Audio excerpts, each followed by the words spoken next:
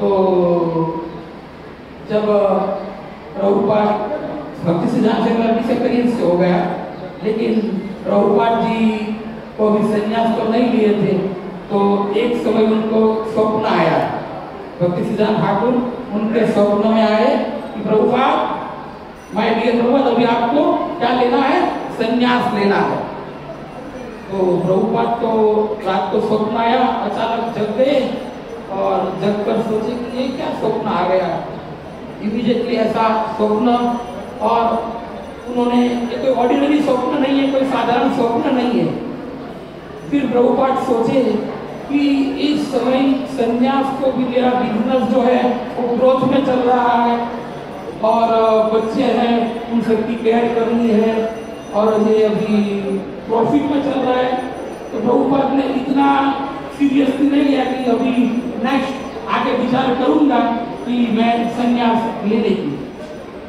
लेकिन ऐसे कुछ महीने निकल गए, प्रभुपाद की ऐसे समय चलता रहा। तो सेकंड टाइम भक्ति सिद्धांत ठाकुर सेकंड टाइम उनके स्वप्न में आए और प्रभुपाद जी से कहे कि मैंने आपको पहले स्वप्न में कहा था कि संन्यास लीजिए, आपने नहीं लिया, मैं दूसरी बार आपको ऑर्डर कर रहा हूँ, स्वप्न में आकर आप संन्यास लीजिए। तो श्री प्रभुपाद जी ने बहुत ही अपने गुरु महाराज की जो वाणी जो है वो सीरियसली कि नहीं, अभी मुझे संन्यास लेना ही है। तो बिजनेस भले ग्रोथ में चलता था, लेकिन प्रभुपाद अभी उसको बंद करने की टारगेट से उसको चला रहे हैं।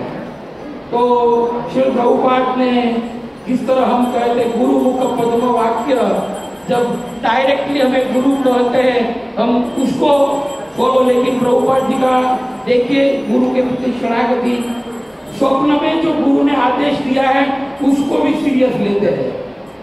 स्वप्न में जो गुरु ने आदेश दिया है उसको भी कितना सीरियसली लेते हैं कि नहीं, ये गुरु का इंस्ट्रक्शन, उनका आदेश है कि मुझे संन्यास लेना है।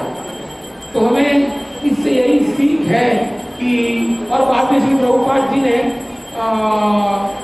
1959 17 सितंबर केशव गौड़ी मठ मथुरा में श्री प्रभुपाद जी ने संन्यास लिया।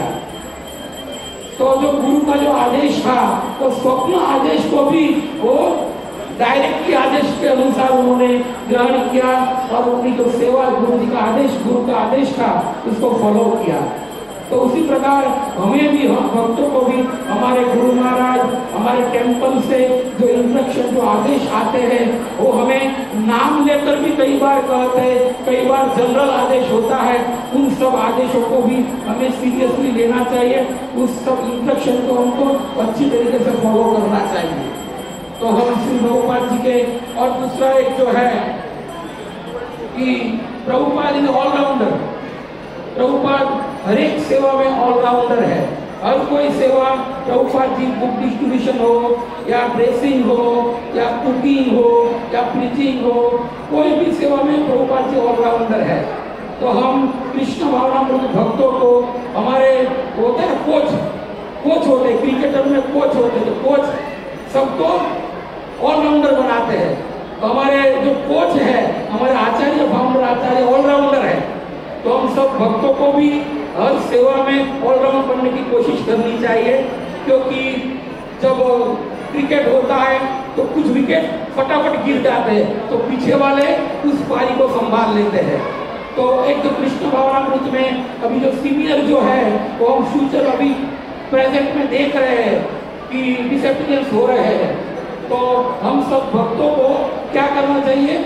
ऑलराउंडर, कब कौन क्या इमीडिएटली आ जाए, तो हम सब भक्तों को एक दूसरे को क्या बनाना चाहिए?